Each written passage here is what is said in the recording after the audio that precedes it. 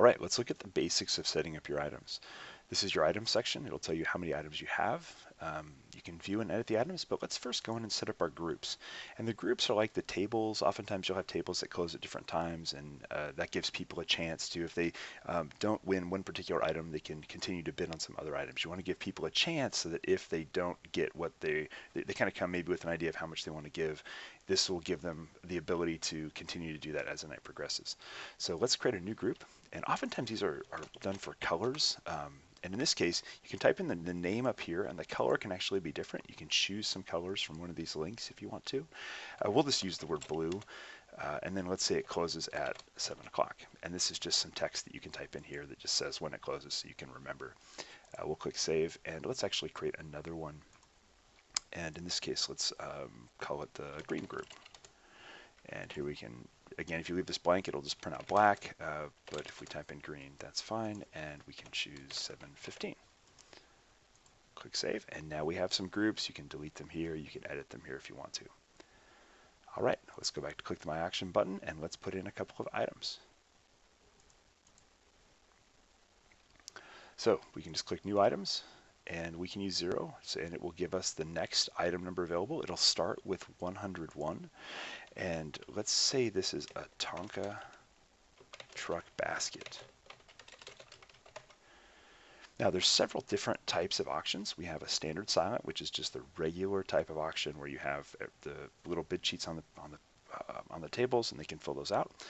The silent fixed price, this type of auction allows you to set the quantity and then a fixed price for those. So in this case, if I chose a fixed price, like let's say I had 5 of these baskets, I could change this quantity to 5 and then put the value in it, whatever the value is. In this case, maybe let's say it's 30, and then I can put the starting bid, which will be the bid for all of the items. So in this way, you can say, hey, there's 5 people and they can all get this for $30, and then as many people as sign up. This is often done for movie nights and tours and things like that. A pretty effective way to do that.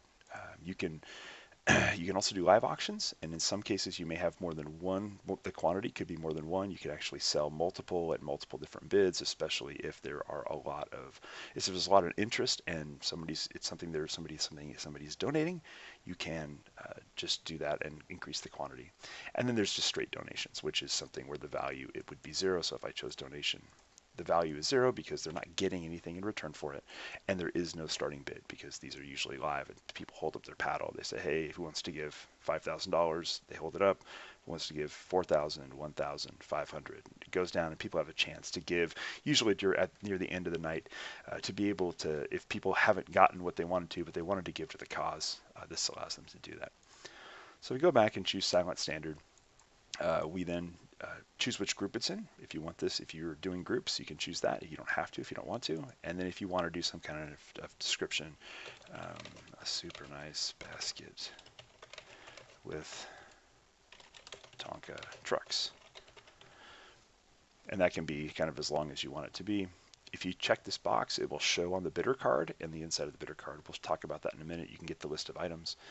There's a note that doesn't get printed. And then you can choose your quantity, and in this case we just have one.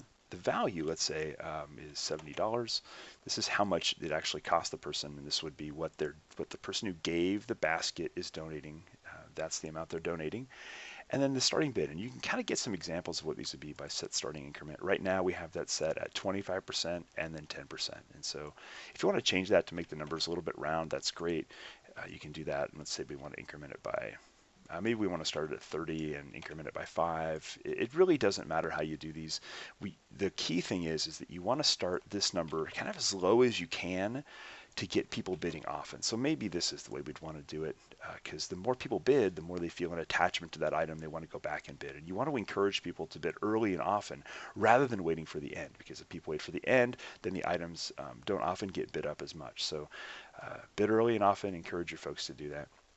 Down below you have all the donor information, who on your staff or who was the person that got the item, because oftentimes you go to businesses around town and get items, and then who is the actual donor in case you want to have some kind of a follow-up, you want to go talk to them next year, you want to send some kind of a thank you note. So you click Save, and we can see that this item is now in the system, and you can see that you can edit the item. If we want to print, here is the print, and you can see here's the title, the item number, which table it's on, so you can kind of track that, make sure everything gets to the right spot. A description here, which there is an option to not print this. If you go back to the auction setup page, you can choose a template that doesn't have that. And then people will just put their bidder number and their initials for a double check that this is the right person. You can click, if you right click, you click print. And here you want to make sure that a couple of settings are set correctly. This is Chrome, but all the browsers have some similar settings. You want to choose portrait, so it'll print up and down. You can choose color if you want to, so it'll print some of the blue stuff out. And then you'll choose letter, margins default. Make sure your scale's at 100% or it won't look right. And then turn off the headers and footers. This just has some stuff at the bottom that you don't need. Okay, click print, and it'll all print out. You also have the option, if we go back, you can just click the back button here. You can print out all your bid sheets, and you can also print out description pages. And the description pages just have kind of this little page you can print out that will allow you to see the name of the item and then just the description. So if you don't want to put the description on the bid sheet, you can put the description separately and maybe put it on a little stand. There's a lot of ways to do that.